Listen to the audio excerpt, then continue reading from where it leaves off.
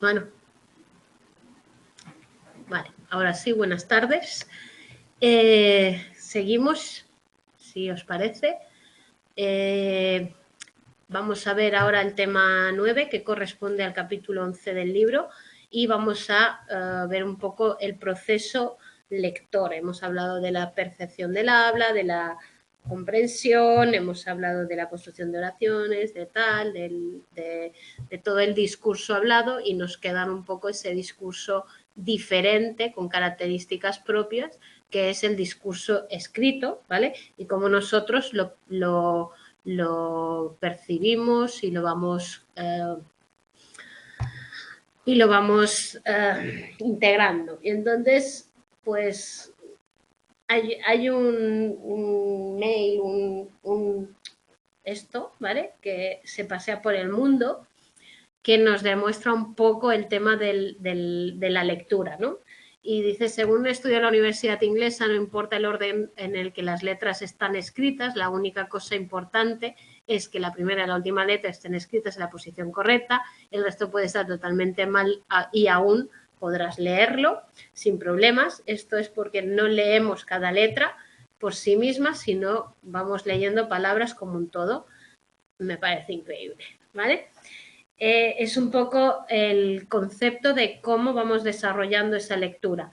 Vamos a ver cómo al inicio del lector y el procesamiento del lector inicialmente tiene esa lectura más alfabética, ¿vale? Y cómo luego hemos creado una vía que se llama directa, léxica, ¿vale? A través de la cual nosotros muchas veces no tenemos que pararnos a leer todas las letras y todo tal, sino que cómo se lee esa información de una manera más global, así como vamos perfeccionando la técnica de la lectura, ¿vale? Por lo tanto, vamos a hacer una pequeña introducción sobre la lectura, vamos a ver cómo se percibe esa información y cómo movemos los ojos, cómo se ha estudiado el movimiento a la hora de el proceso lector, cómo vamos reconociendo esas palabras, y luego vamos a ver también los modelos de reconocimiento y las bases neurológicas, es decir, toda esa parte más del cerebro de cómo leemos, ¿vale?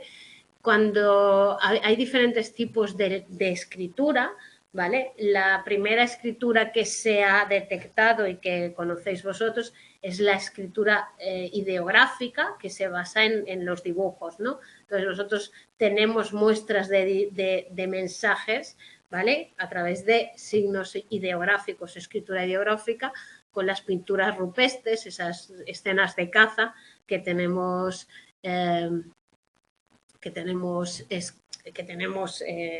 aquí en España, por ejemplo, ¿vale?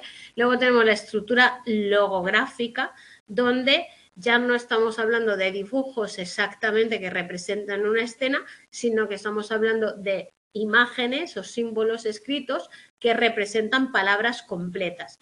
Esa escritura es típica en el chino, por ejemplo, cada símbolo chino significa una palabra. En Mesopotamia, los jeroglíficos egipcios que nos demuestran pues eso. Entonces, en ese de esto, lo que hacían eran dibujos cada vez más estilizados y cada vez más arbitrarios. Es decir, las primeras escrituras ideográficas son como muy representativas de lo que están manifestando, mientras que con el tiempo pues se han ido creando pues los pictogramas y diferentes caracteres que nos simbolizan esas palabras. Ahora, la más en 1500 antes de Cristo se data el momento en que pasamos a usar lo que hoy conocemos como la parte más fonémica, ¿no? Se pasa de la sílaba al fonema, donde empiezan a aparecer esos sistemas alfabéticos que nosotros tenemos para representar los fonemas, ¿vale? Y, por tanto, empezar a hacer pues lo que hoy conocemos como la escritura, ¿no? que nos caracteriza a la hora de pues, leer y tal, ¿vale? Entonces, en ese primer momento se utilizan caracteres tomados de sistemas jeroglíficos y cuneiformes, ¿vale? Para representar, y se van inventando, pues a partir de esos pictogramas, lo que serían palabras, sonidos y tal. Los fenicios son los que parece que representan ya dibujos cada vez más estilizados, ¿vale? Para poder representar lo que hoy conocemos como nuestras letras, ¿vale? Los griegos terminan de incluir todas esas vocales, estilizan más todavía las letras y a partir de ahí ya tenemos pues diferentes alfabetos. Del alfabeto griego surge el romano y van creando pues todos esos. Tenemos todavía idiomas como el chino y el kanji que son logográficos y también tenemos como el coreano, por ejemplo, que lo que usa cada símbolo no representa un fonema, sino una sílaba o la sílaba completa. Por ejemplo, no, sí, pa, ta, ¿vale? Y se representa así. Pero lo más típico o lo más característico es que se haga en la lectura ya alfabética. La mayor parte de información que recibimos actualmente se hace a través de textos escritos, ¿vale? Pero a diferencia del lenguaje oral, que como hemos visto, se aprende de manera espontánea, muy fácilmente, sin ningún proceso de aprendizaje demasiado sistematizado y tal, cuando estamos hablando del aprendizaje de la lectura, ¿vale? Ya estamos hablando de un aprendizaje sistemático que requiere varios años para poder llegar a hacer esa lectura fluida y sobre todo automática que permita utilizar nuestros recursos no tanto para leer, sino para comprender lo que leemos, ¿vale? Que al final es el objetivo, ¿no? El objetivo siempre es la comprensión. Cuando se nos pone delante un texto, generalmente no podemos evitar leerlo, tenemos esa tendencia a leer, ¿vale? Y pues cuando comparamos el lenguaje oral y el lenguaje escrito, encontramos que son procesos similares. Al final estamos comprendiendo un mensaje a partir de unos estímulos físicos generalmente arbitrarios. Uno es el sonido, el otro es una representación visual, ¿vale? Que tienen diferencia en nivel perceptivo, porque en unos estamos hablando del papel y por tanto es la percepción es visual, mientras que en el lenguaje oral la percepción es auditiva. El lenguaje oral tiene palabras, van llegando a nuestros oídos de manera sucesiva y desaparecen, es decir, cuando nosotros oímos algo, automáticamente ha desaparecido, ¿vale? Mientras que el lenguaje escrito, pues todos los estímulos están ahí, los podemos volver a leer, los podemos releer, podemos volver atrás y no es tan efímero o tan rápido como el lenguaje oral, ¿vale? Ahí tenemos que hay variables temporales distintas en esa modalidad escrita y oral. Por eso, al final, la rapidez del reconocimiento de las palabras en el oral, recordad que teníamos aquel punto de unicidad, que era el límite en el cual nosotros ya reconocemos una palabra como tal, ¿vale? En la lectura no existe ese punto de unicidad porque nosotros estamos teniendo presente todo el estímulo de la palabra todo el tiempo, ¿vale? Por lo tanto, ahí tendríamos. Entonces, variables que influyen en también el reconocimiento de la palabra escrita, la frecuencia de uso, igual que en el oral, ¿vale? Y la edad de adquisición también igual que en el oral, ¿vale? Porque cuanto más hemos leído una palabra, más facilidad tenemos para leerla y cuanto antes la hemos empezado a ver, probablemente más tiempo llevamos viéndola y por tanto también es importante, ¿vale? Cuando un lector coge un texto, tiene que interpretar la entonación o lo que nos quiere decir la persona que nos transmite esa información escrita. Por lo tanto, las puntuaciones y los signos de puntuación son muy importantes para interpretar lo que se nos está diciendo y, por tanto, podemos ir construyendo a partir de lo que nos dice la interpretación o lo que nos quiere explicar. Cuando leemos, igual que cuando hablamos, inferimos y aportamos mucha información de nuestro conocimiento. Siempre pongo el ejemplo, cuando nosotros leemos una novela y nos cuenta que estaba paseando por un jardín, la persona y protagonista de nuestra novela, no nos describen el jardín, a no ser que lo hagan porque el jardín tenga unas características peculiares, pero no dice el jardín. Igual, conjunto de plantas que están junto a una casa o en medio de un tal, ¿vale? Nosotros damos o aportamos nuestro conocimiento sobre el concepto jardín a esa información, ¿vale? ¿Cómo percibimos la información? Pues no tiempo suficiente para que el lenguaje escrito pueda programarse en nuestros cerebros, porque es algo más reciente. Hemos dicho que en el 1500 a.C. empieza a utilizarse esa representación alfabética.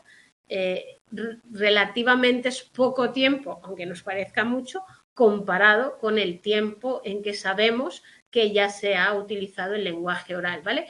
Y parece ser que el lenguaje, al no ser una actividad natural y no tiene un sistema específico en nuestro cerebro todavía, ¿vale? Dedicado a eso. Y por tanto, lo que nosotros hacemos al enseñar y al aprender el lenguaje, la lectura, perdón, es usar partes de nuestro cerebro que están o que naturalmente tienen una función de reconocer caras y objetos, ¿vale? Y las aplicamos a reconocer palabras escritas o grafemas, ¿vale? Por lo tanto, el tema de la adquisición del lenguaje, por eso requiere mucha más educación, ¿vale? A la hora de leer, nosotros usamos lo que se llama movimientos sacádicos y fijaciones.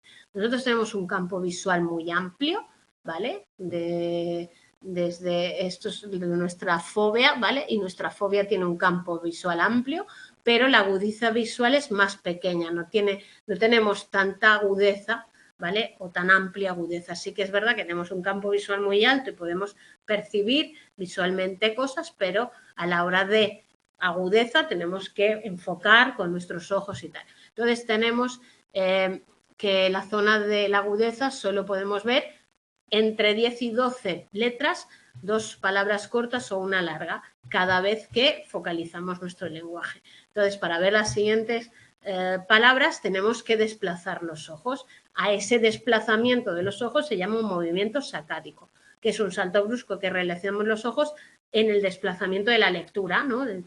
Leemos esto, tum, tum, vamos saltando, ¿no? Vamos dando pasos y, por tanto, ahí es donde nosotros procesamos la lectura. Ahí tenéis un poco un recorte visual, ¿vale? Del proceso de lectura. Nosotros iríamos leyendo en el río, haríamos un salto, juega con el agua, ¿vale?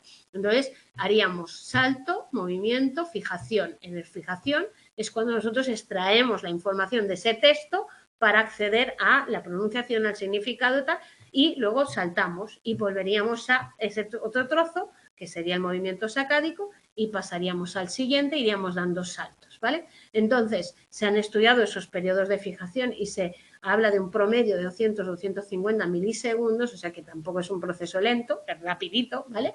Y evidentemente va a depender del lector y de la habilidad lectora que tengamos. Cuando menos habilidad lectora tengamos, más lento vamos a leer y, por tanto, necesitamos más tiempo de fijación para poder comprender el lenguaje, ¿vale?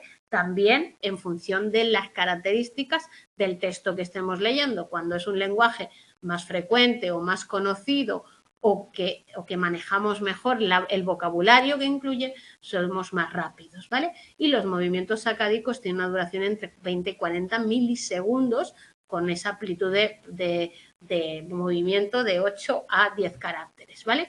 Ahí tenéis un poco, al leer los ojos pasan un 90% percibiendo las palabras y un 10% cambiando hacia la nueva información, leo, cambio.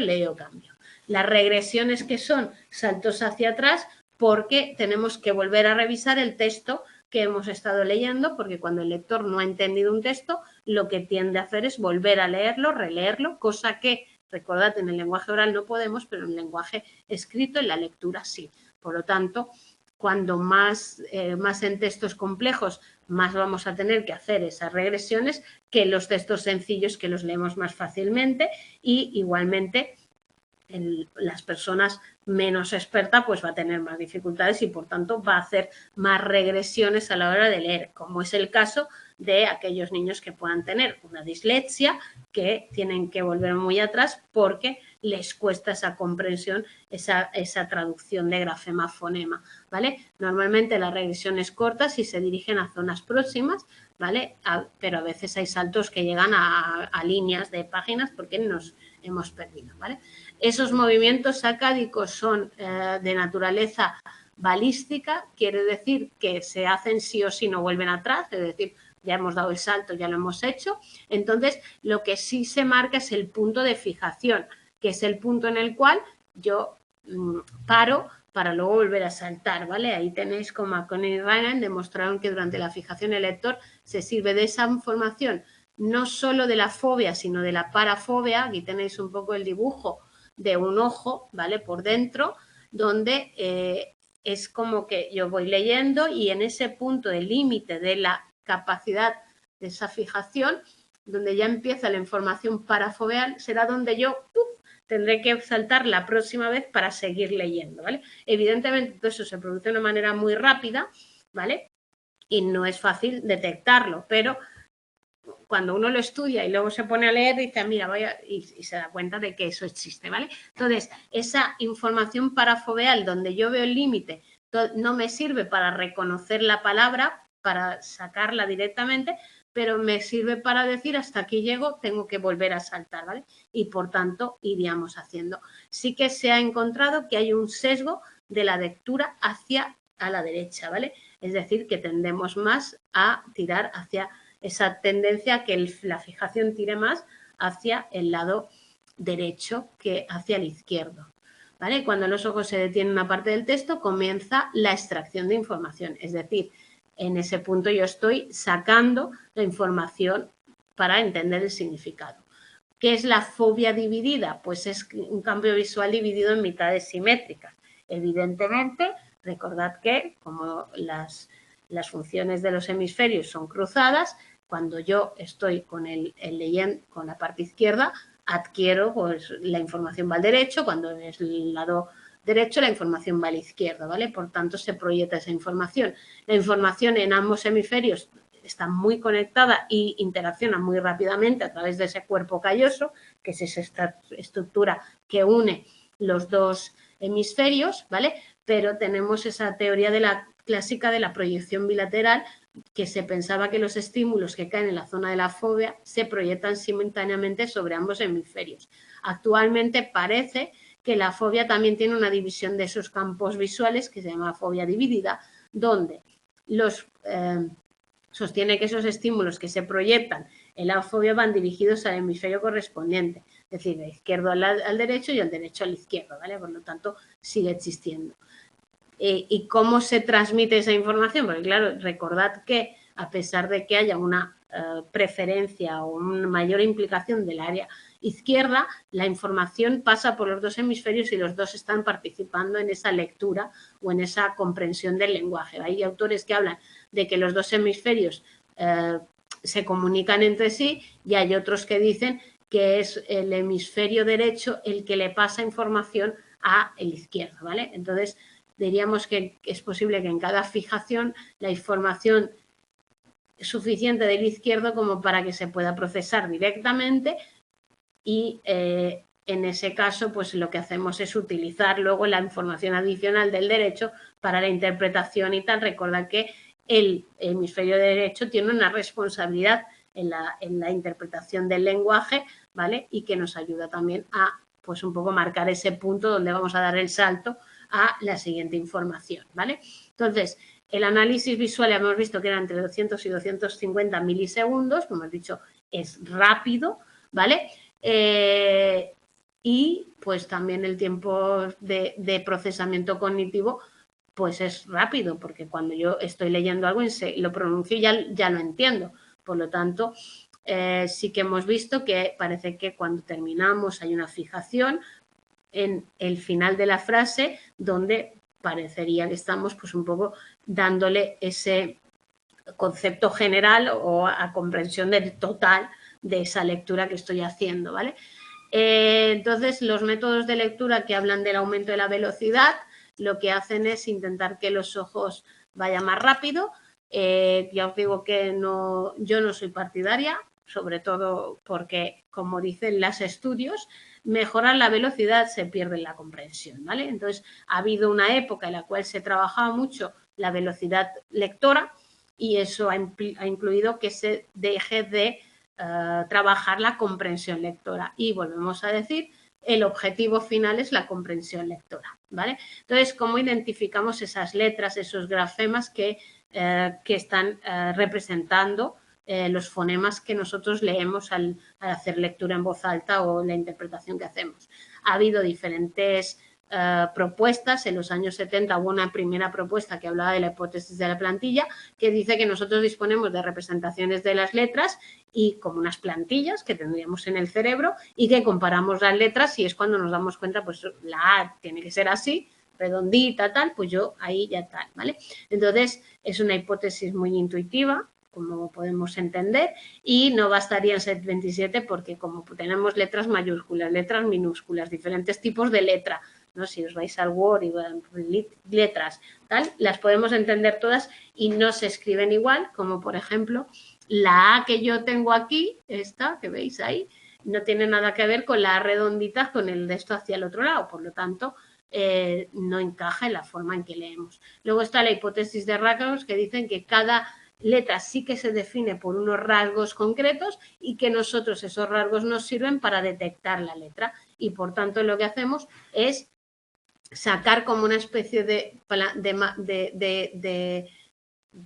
genérico, ¿no?, de esa letra y nos reduciría muchísimo a nivel de gasto el decir, pues las letras A son en general todas más o menos así, ¿vale? Entonces, una vez identificada la letra, nos olvidamos de los rasgos porque ya no nos sirve y al final lo que nos interesa es lo que pone. Entonces, es tal. Entonces, ahí tendríamos pocas dudas de que cuando identificamos las letras lo que hacemos es un paso previo que es el reconocimiento. El reconocimiento, la hipótesis de la forma global de las palabras parece que es suficiente para el reconocimiento, se llama el efecto de superioridad de la palabra.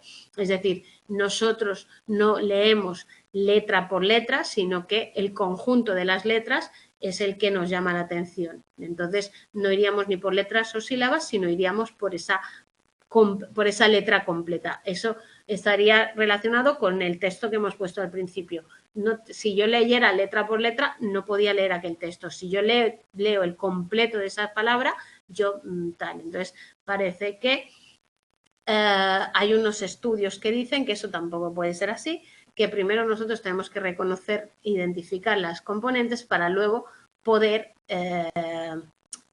llegar a comprender o utilizar esa palabra. Entonces, vamos a ver esas teorías y tal. Si una persona tiene dificultades para el reconocimiento, se resiente todo el tema lector, ¿vale? Sobre todo niños con dislexia que tienen dificultades para reconocer. Ahí sorprende la rapidez con la que reconocemos esas palabras escritas porque nos da la sensación de que no miramos los fonemas, no miramos los grafemas, sino instantáneamente necesitamos unos cientos de milisegundos y el tiempo sigue siendo muy breve a pesar de esos milisegundos, ¿vale? Entonces, también sabemos que el reconocimiento de las palabras escritas mejora considerablemente con el aprendizaje, es decir, que cuando empezamos a leer somos más lentos y nos cuesta más, el acceder a la pronunciación y al significado de las palabras, pero así como vamos adquiriendo fluidez, pasamos a una automatización y a unos tiempos que se acortan considerablemente, ¿vale? Para eso se han estudiado diferentes metodologías a la hora de intentar entender cómo es esa lectura de las palabras escritas y otras variables que pueden influir, como la longitud de la palabra, la complejidad de la palabra, la complejidad silábica de la composición de la palabra, etcétera, etcétera, ¿vale? ¿Y qué hemos hecho? Pues lo mismo, el umbral de reconocimiento es el tiempo mínimo que necesito para reconocer una palabra, ¿vale? Entonces, es identificar una palabra que se presenta de una forma muy breve en una pantalla. Presento la palabra y la borro, presento la palabra y la borro, presento la palabra. ¿Cuánto tiempo hace falta o cuántas exposiciones le hace falta a una persona para identificar esa palabra? Lectura, ¿vale? La decisión léxica visual es lo mismo. ¿Cuánto tiempo tardamos en decidir si la palabra es o no es una palabra? ¿eh? Acordaos de las pseudopalabras, de las que no son palabras, ¿vale? Y por tanto puedo recoger los tiempos de respuesta que se tarda en pues decir que la palabra escrita que estoy viendo es una palabra. Luego está la lectura en voz alta, donde pues hay que leer esa palabra, no solo reconocerla, sino leerla, de manera que podemos captar el tiempo que se tarda hasta que se pronuncia la palabra. Tiempo medio de lectura, una palabra son unos 500 milisegundos, ahí tenéis que el tiempo que se registra solo hasta que se inicia la respuesta. No la lectura, porque se supone que cuando la lees ya la tienes, ¿vale? Entonces, pensad que cuando nosotros leemos las palabras, nosotros cuando empezamos a leerlas ya, si las estamos identificando por la vía léxica, que ahora explicaremos y tal, ya la tenemos, ¿vale? La otra forma de estudiar la lectura es la categorización semántica, que ya hemos visto en otras clases, simplemente hablar o decidir a qué categoría semántica pertenece una palabra o dos palabras que se presentan, si pertenecen o no, ¿vale? Entonces ahí sabemos que influye las variables como la tipicidad y la imaginabilidad. La tipicidad, recordad que es la palabra más típica o que más utilizamos. La imaginabilidad es la capacidad que tenemos de imaginar el concepto. Hablábamos en su momento de un pájaro o la justicia. Pues el pájaro es más fácil de imaginar que la justicia, ¿vale? Por lo tanto, esas variables van a influir en el tiempo lector, ¿vale? Luego los movimientos oculares, ¿cómo se miden? Pues con eso que hemos dicho, los movimientos sacádicos, de las fijaciones y los saltos y tal, pues cuánto tiempo estamos mirando visualmente una palabra para reconocerla. Cuando más tiempo, y ahí tenéis cómo se hace con la emisión de un rayo infrarrojo, que se pone en el lóbulo ocular y que se ve cuánto tiempo tarda tal. Entonces, ahí nos da esa información del lugar y el tiempo en que fijamos tal, y recordad que la fijación es cuando estamos realmente reconociendo esa palabra, ¿vale? Pero no sabemos si se está produciendo otros sucesos durante la fijación. Es decir, yo me puedo quedar mirando una palabra, pero puedo estar haciendo otra cosa o puedo distraerme o puedo tal, y por tanto ahí es un poco una variable que puede estar influyendo, es que qué haces también si haces otras cosas, ¿vale?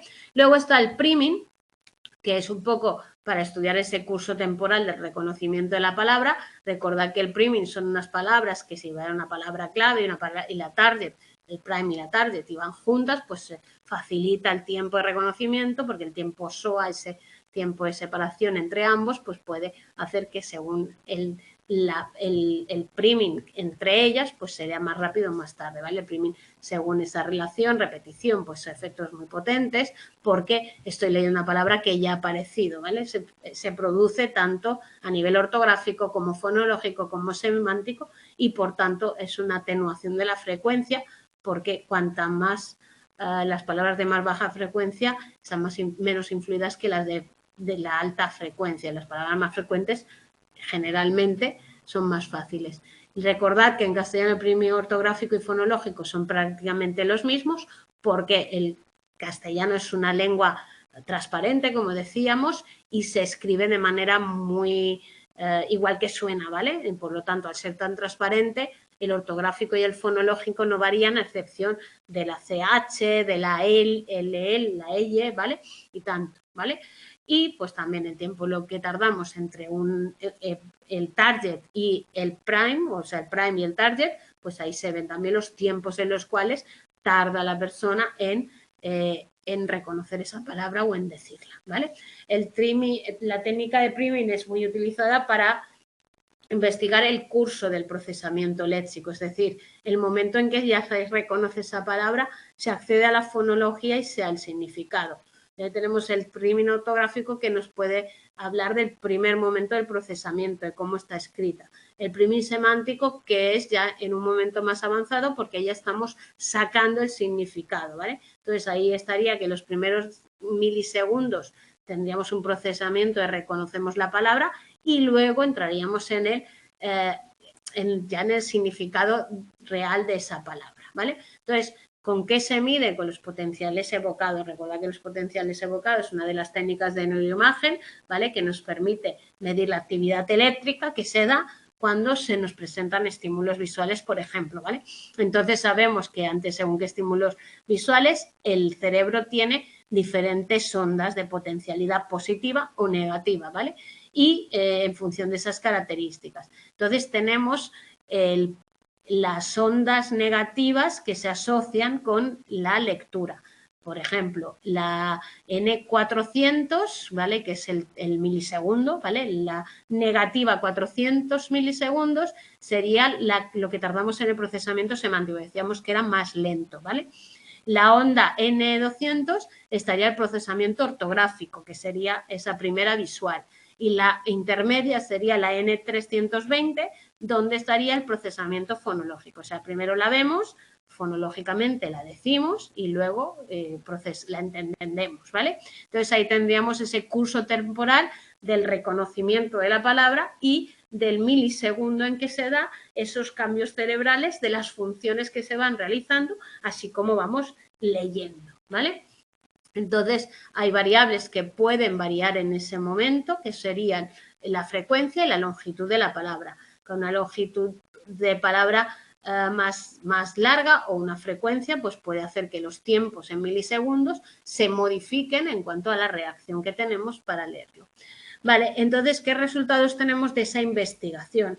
Pues los resultados que tenemos es que tardamos unos milisegundos más en reconocer la palabra de baja frecuencia que una palabra de alta frecuencia. Es decir, las palabras que son muy frecuentes cuando leemos, pues aquellas que recordaos las funcionales, que son más cortitas, que se usan más, pues son más fáciles de leer. Luego, interés en estudiar los efectos que tienen esas variables, como la frecuencia tal, sobre los tiempos de reacción a la hora de inferir procesos cognitivos. Bueno, pues ahí si en un experimento de lectura en voz alta se comprueban efectos de las variables consideradas semánticas, las de el significado, ¿vale? Que pueden inferir a la hora de hacer otra tarea. Es decir, si yo estoy pensando en lo que significa, pues puede ser que a la hora de leer pues vaya un poco más lento, ¿vale? Luego, todos esos efectos, la variabilidad, la frecuencia, la familiaridad, la mejanibilidad, son compartidos entre palabra oral y lectura. Es decir, todas esas variables influyen. Palabras frecuentes, mayor rendimiento tanto en la oral como en la lectura. Porque se identifica menos tiempo, se responde antes a todas las tareas de decisión, se lee más rápido y las situaciones oculares son más cortas, lo cual demostraría pues, que también tienen su influencia. La edad de adquisición también es importante en el reconocimiento y la vecindad ortográfica. Acordaros de las palabras vecinas, eran aquellas que tenían pues mucha similitud, solo cambiando una, que teníamos casa, cada, cata, capa, cana, cala, ¿vale? Y el número de palabras que comparten todas ellas, ¿vale? También influye sobre los tiempos de reacción a la hora de la lectura.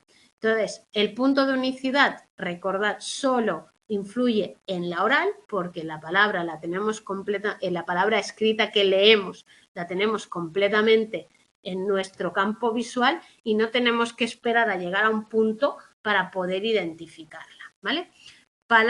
Variables que influyen más en el oral, en el escrito que en el oral, ¿eh? En el escrito. La longitud de la palabra, lógica, ¿vale? Para que vosotros cuando vayáis al examen lo digáis, la longitud. Cuanto más letras tengo que decodificar, más tardo, ¿vale? Por lo tanto, en el lenguaje oral puede ser que el punto de unicidad de una palabra larga esté en la tercera letra, pero a la hora de leerla tardo más, ¿vale? Por tanto, es más difícil, ¿vale?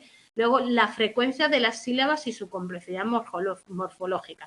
Si son sílabas pa, ta, ma, que son muy comunes, es más fácil. Si la complejidad de esas sílabas es más cha, tx, no sé qué, pues letras así, pues va a ser más complejo. La frecuencia de esas sílabas puede tener un efecto opuesto, ¿vale? Es decir, una frecuencia muy alta de una sílaba puede hacer que tardemos más. ¿Por qué? Porque están muchas palabras, por lo tanto, no nos va a ayudar a identificar esa palabra, esa alta frecuencia, ¿vale? De las sílabas, ¿vale? Y la frecuencia de los morfemas, especialmente de un prefijo, va a favorecer ese reconocimiento de la palabra escrita.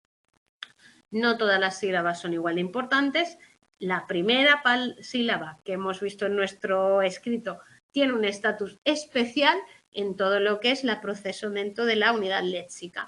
Es muy probable que si cambiamos lo de en medio, como hemos hecho, podamos incluso leer la palabra. pero la primera es importante. Y luego otra influyente en una ortografía opaca, volvemos a que el castellano no es una opaca, es una transparente, ¿vale?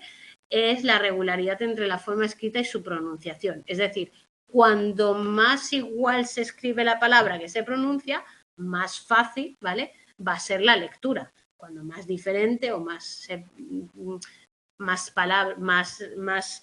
grafemas representan un solo sonido, pues más difícil va a ser, ¿vale? Entonces, los sistemas transparentes, italiano, castellano, finlandés, cada grafema pronuncia siempre de la misma manera, no tiene mucha variable, excepto la B y la V, ¿vale? La C, la K, ¿vale? Pero no mucha más. Sin embargo, francés, danés, inglés son opacas y para pronunciar depende de quién va al lado o de tal, ¿vale? Y por tanto, esos son cuando más se cometen errores y más se tarda en leer las palabras irregulares, y los niños van a tardar más tiempo en poder leer esos idiomas que los idiomas transparentes, evidentemente, que son muy fáciles. Nuestro idioma es fácil, ¿vale? El castellano es un idioma con un sistema ortográfico 100% casi transparente, solo no tiene regular esas letras que tenéis ahí, el sonido K, que es con C, con Q, U o con K, el V, ¿vale? El B, o el C, que se escribe con la C o la Z, ¿vale? Pero aparte de eso, es básicamente transparente, ¿vale? Entonces, el procesamiento del aprendizaje y la escritura más largo que el de la lectura, ¿vale? Es decir, aprender a escribir es más lento, y hay dos vías de escritura, la subléxica y la léxico-ortográfica, ¿vale? La subléxica es la que se hace de grafema a fonema, es decir, vamos a descifrar cada uno de los fonemas que forman una palabra, y por tanto se utiliza para esas palabras desconocidas. Si vosotros estáis leyendo en un idioma, en castellano, y de repente os aparece una palabra rara que no conocéis o tal, os vais a parar y vais a descifrar la palabra leyendo grafema por grafema hasta constituir esa palabra, ¿vale? Y la lexicortográfica, donde lo que nosotros es que esas palabras que son familiares para nosotros y tenemos una representación de ellas en la memoria, pues va a ser más fácil leerlas y más rápido, ¿vale? Esto, pues así como anecdótico, cuando nosotros trabajamos, por ejemplo, cuando tenemos un niño con una dislexia, con un trastorno de la lectoescritura, lo que hacemos es, como les digo yo, a fotos de las palabras, hazme fotos de estos, tal, para que el niño se vaya acostumbrando en las formas de escribir esas palabras, que para ellos es más difícil, porque para ellos no tiene esa concordancia fonema-grafema, que es lo que les cuesta, ¿vale? Entonces, cuando hay que escribir una palabra con ortografía arbitraria y desconocida, se hacen ambas. Cogemos la subléxica, la tal, y luego la éxica, buscando palabras parecidas para poder escribir esa palabra, ¿vale? Vamos a usar las dos. Entonces, regularidad causa de que los niños aprendan a leer más rápido en castellano que en otros idiomas. ¿Por qué? Por eso que hemos dicho, esa transparencia hace que sea más fácil. Entonces, tenéis cómo se contrastaron el aprendizaje de 14 idiomas europeos, ¿vale? Es decir, niños de sistemas ortográficos transparentes aprendían a leer mucho más rápido que los niños con idiomas opacos. Evidentemente, los niños griegos, por ejemplo, leían correctamente hasta el 98% de las palabras y el 92% de las pseudopalabras ya en el primer año. Recordad, que las pseudopalabras son palabras que están correctamente escritas, ¿vale? Y por tanto la lectura de ellas son todas desconocidas porque no existen, ¿vale? Cuando se las planteamos a un niño, pero se leen, se pueden leer, ¿vale? En español estamos en el 95% de las palabras y el 89% de pseudopalabras en el primer año, mientras que un escocés, por ejemplo, leería solo el 34% de palabras, el 29% de palabras, de pseudopalabras, el primer año, ¿vale? Estamos hablando de medición de esto. Entonces ahí habría muchas variables que influirían en esa lectura, ¿vale? Palabras que se adquieren antes suelen ser más frecuentes, las más concretas y las más cortas. Recordad que todas las palabras más frecuentes eran aquellas funcionales, más cortitas y tal, ¿vale? Y hay una alta correlación entre la frecuencia y la longitud. Son más cortas, por lo tanto, se leen más rápido. Y además tendemos a acortarlas. No decimos televisión, decimos tele, ¿vale? No escribimos, estoy mirando la televisión, estoy mirando la tele, ¿vale? Tendemos a cortar porque es más rápido el procesamiento. Efectos de esas variables estarían moduladas por eso, frecuencia y longitud, ¿vale? La longitud es más influyente en las palabras de baja frecuencia y regularidad o imaginabilidad. La imaginabilidad tiene efectos mayores que en palabras irregulares, ¿vale? Por lo tanto, todas esas variables, frecuencia de uso actúa a nivel léxico, la vecindad ortográfica actúa a nivel léxico, la imaginabilidad, por otro lado, actúa a nivel semántico. Es decir, el efecto de que yo me pueda imaginar mejor una palabra va a actuar más en el nivel de comprensión semántica, ¿vale? El significado de la palabra, que en las tareas de decisión léxica que tenéis aquí, ¿vale? Por lo tanto, van a influir esos conceptos. Y la edad de adquisición también tiene esos múltiples puntos de actuación. Sus efectos son mayores en tareas que requieren participación semántica, pero también a nivel léxico y fonológico, ¿vale? El tiempo que hace que sabemos una palabra. Entonces, y se mantienen esos efectos cuando las palabras aparecen dentro de un texto. Pues el contexto facilita la comprensión de la palabra. Recordad que cuando estábamos leyendo, nosotros ya el hecho de estar leyendo una oración o un texto nos permitía predecir lo que venía después, ¿vale? El contexto también modula el papel de las variables. La imaginabilidad tendrá efectos significativos cuando se presentan textos, porque no voy a pararme a imaginarme las palabras, ¿vale? Y el contexto va a ayudar a reconocer palabras, pero no parece influir en el acceso al significado, porque al final la palabra en sí tenemos que saber lo que significa para poder comprender todo el texto. Dos modelos de representación de la escritura y la lectura, ¿vale? Uno es el modelo dual o de la doble ruta, que es ese de la fonológica y la léxica, que ahora veremos, y luego el modelo conexionista por excelencia, que es el modelo de triángulo de Seidenberg, y McClelland, ¿vale? Que también está relacionado con ese que hemos ido viendo del procesamiento en paralelo de McClelland y Rummenigge. Luego hay otros modelos que han intentado combinar ambos. Modelo dual, modelo clásico, dos vías de procesamiento de las palabras, dos vías, ¿vale? La primera, yo cojo una palabra, tiene unos rasgos y la divido en unidades.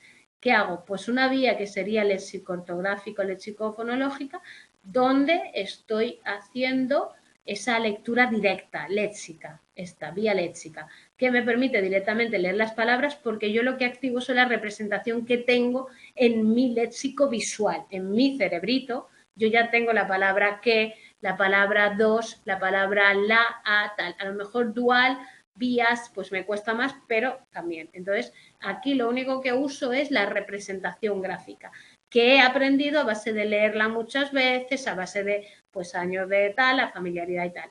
Cuando yo una palabra no tal, o no sé leer o no conozco esa palabra previamente, no tengo la imagen, esa representación léxica en mi cerebro, me iría a la conversión, a utilizar las reglas de conversión grafema-fonema. Es decir, cada grafema, cada letra dibujada, el grafema es la representación gráfica de la letra, se une a un fonema.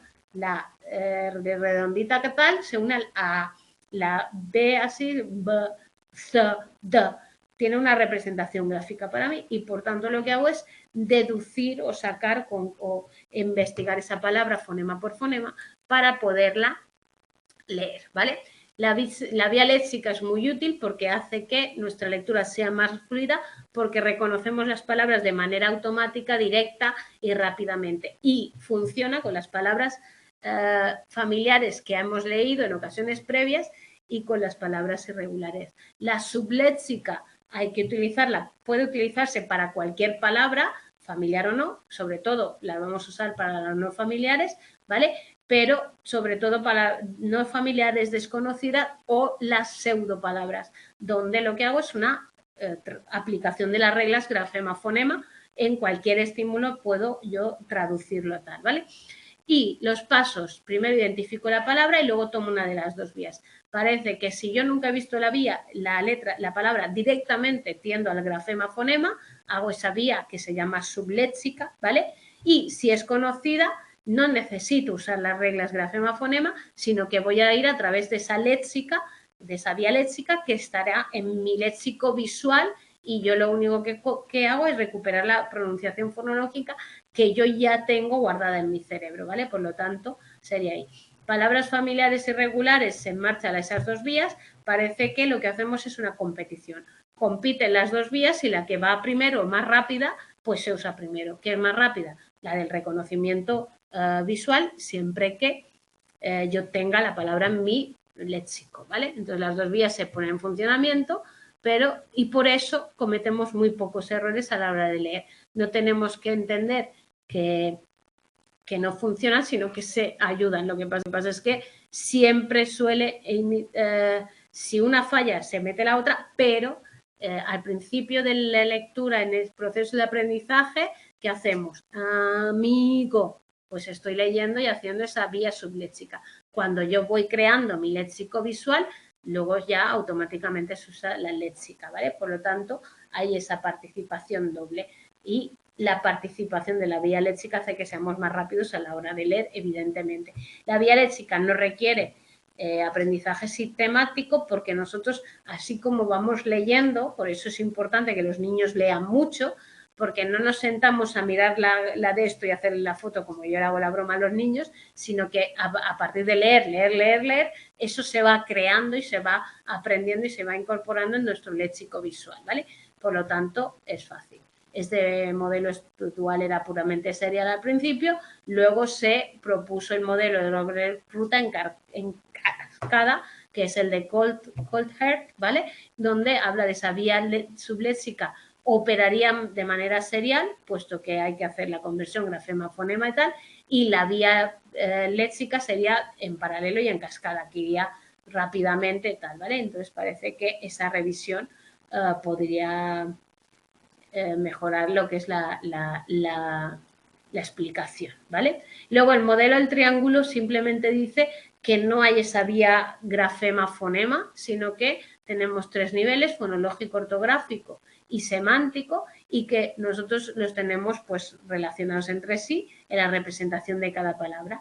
Y la facilidad de leer una palabra será la fortaleza de las conexiones que existan entre esos niveles. Por lo tanto, lo que haríamos sería como una visión general de esa palabra y se leería de la misma manera cualquier tipo de palabra y no tal, ¿vale? Entonces ahí tendríamos que de todas formas para la lectura en voz alta habría dos vías, porque esa representación ortográfica, fonológica o semántica, si yo me voy a la ortográfica o a la semántica, tengo que ir a la fonológica, o sea, tengo que pasar por uno por otro, ¿veis? Si lo primero que represento o lo primero que me sale es la representación fonológica, ¿vale?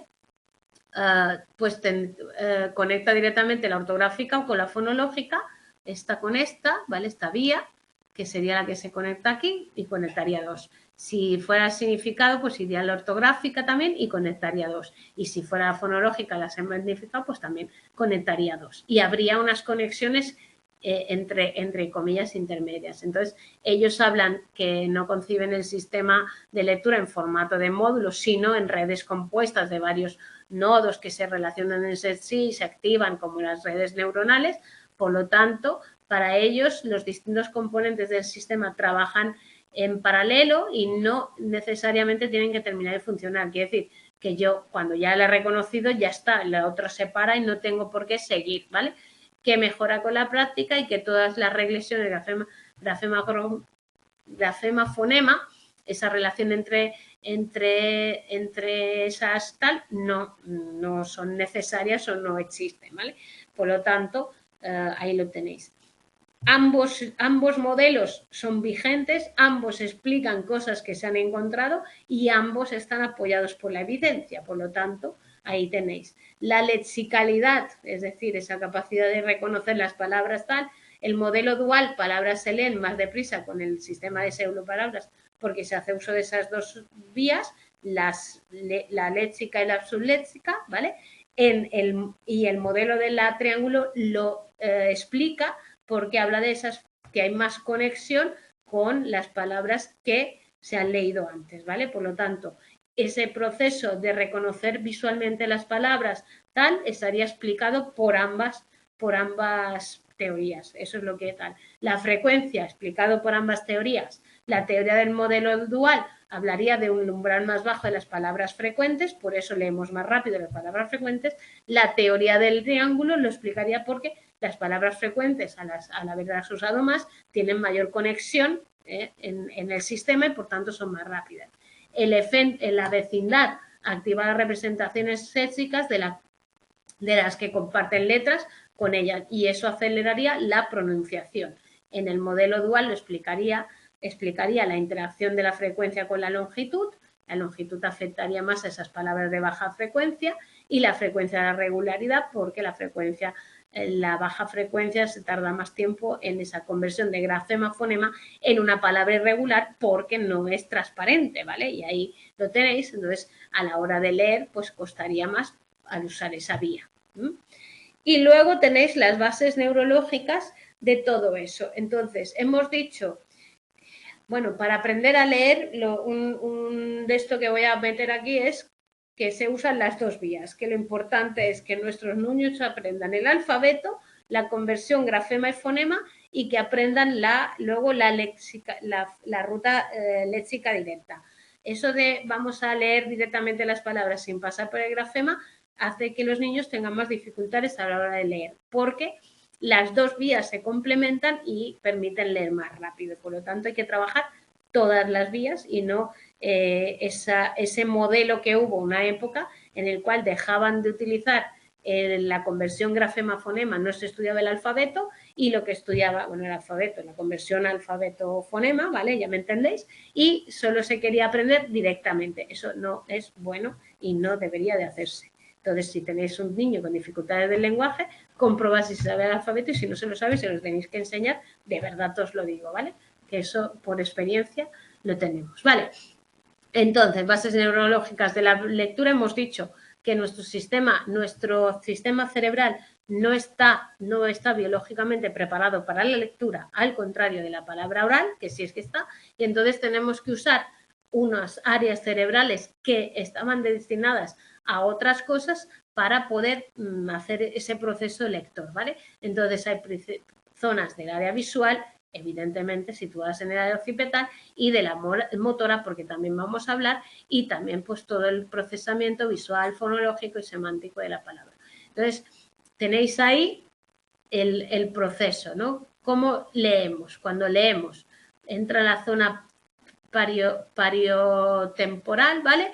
El área de Wernicke y sus circunvalaciones, luego vamos al área occipotemporal, luego entran las medias y luego pasa al área de Broca si es que estamos haciendo una lectura en voz alta. Si no hay lectura en voz alta, la última no entraría y no estaría destinada al procesamiento de la lectura, ¿vale? Una de las áreas más importantes donde se produce mayor activación cuando leemos incluye esa zona de Wernicke y la circunvalación angular y supramarginal, ¿vale? ¿Por qué? Porque es donde se integra la información visual con la fonológica y, por tanto, parecería ser la encargada de la conversión grafema-fonema, porque estamos combinando. También la zona occipotemporal, ¿vale? Responsable del reconocimiento ortográfico de esas palabras.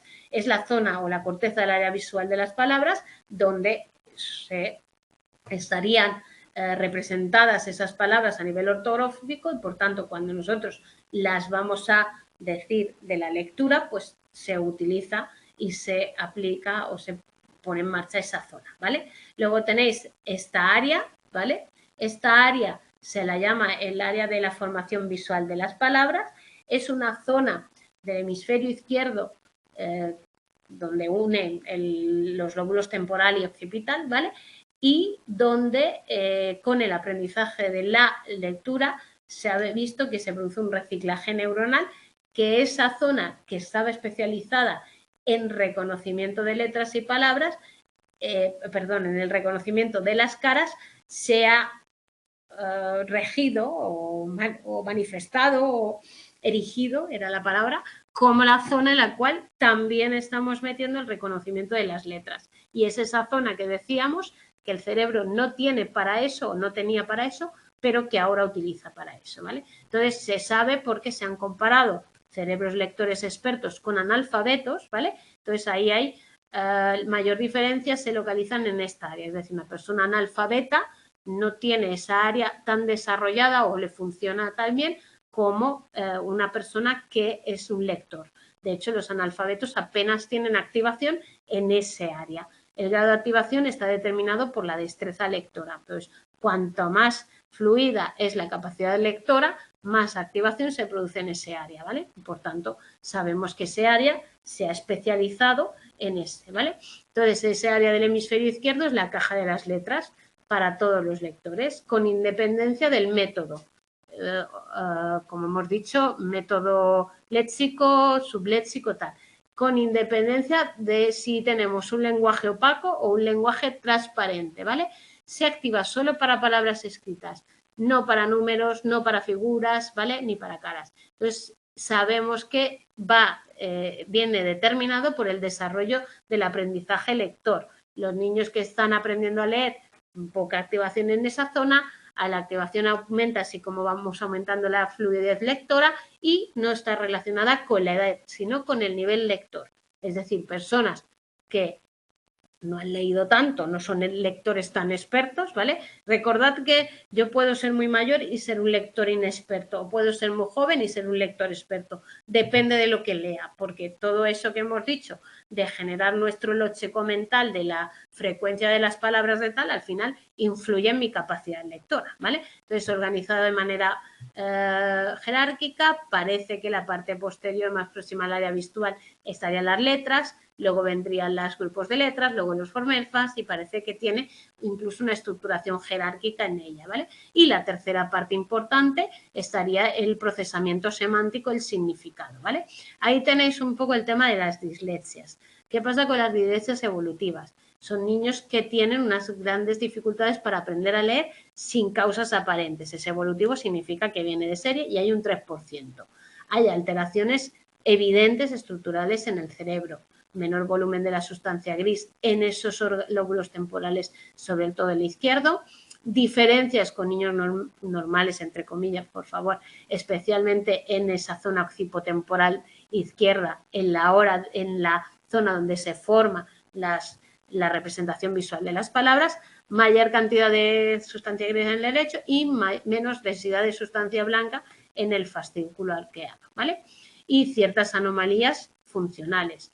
Tienen menor activación en ese hemisferio izquierdo, por lo tanto, pues el procesamiento fonológico y la formación visual de las palabras está menos desarrollada y mayor actividad en el derecho. ¿Por qué? Se supone que porque han establecido estrategias compensatorias en sus propias dificultades de leer, buscan alguna manera de generar esa capacidad. Luego, dificultades observables también en el procesamiento fonológico antes de empezar esa lectoescritura. Sabemos que los niños con trastorno de la lectoescritura, dislexia, tienen problemas de conciencia fonológica desde la niñez, ¿vale? Acordaros o leeros el tema de la P que veréis, ¿vale? Y la memoria verbal a corto plazo la tienen reducida, por eso hay una lentitud en el acceso al léxico en tareas de denominación de dibujos o de fluidez verbal. Por lo tanto, tienen representaciones de los fonemas más degradadas y les cuesta más acceder, ¿vale?, al sonido o los fonemas de esos, ¿vale? Y luego la cuarta zona, que es la zona de Broca, recordad que solo es para la lectura, porque es la que se encarga de todo el tema de la recodificación fonológica para la pronunciación. Por lo tanto, eso es más lento. La lectura no está programada en el cerebro, hay que crear todas esas conexiones destinadas a esas funciones desde el sistema visual, desde el sistema auditivo. Por lo tanto, la lectura es un proceso lento que se aprende, que cuesta y que pues hay que ir trabajando y o mejorando. La lectura tiene que mejorar a lo largo de la vida, ¿vale? Y esas dos vías de lectura Fijaos ahí, tenéis un poco esa vía dorsal o esa vía ventral, ¿vale? La dorsal sería la que empieza por la representación grafema o la transformación grafema-fonema, por lo tanto sería el sistema visual que se va al parietotemporal, ¿vale? Y ahí al área de Broca, donde sería aumentaría el aprendizaje al principio de la lectura, es decir, cuando estamos empezando a leer, más activación en esa zona, lo cual demostraría que al principio de la lectura se usa esa transformación y esa vía fonológica más. El circuito ventral sería el que no usa la representación o transformación grafema-fonema y, por tanto, sería el que utilizaría esa visión directa, vía léxica directa, en la cual se asocia la imagen a la palabra. Listo. Tema súper interesante, muy bueno. Voy a parar la grabación que ya me he pasado. La corto, ¿vale? Muchas gracias a todos, que descanséis, etcétera, etcétera.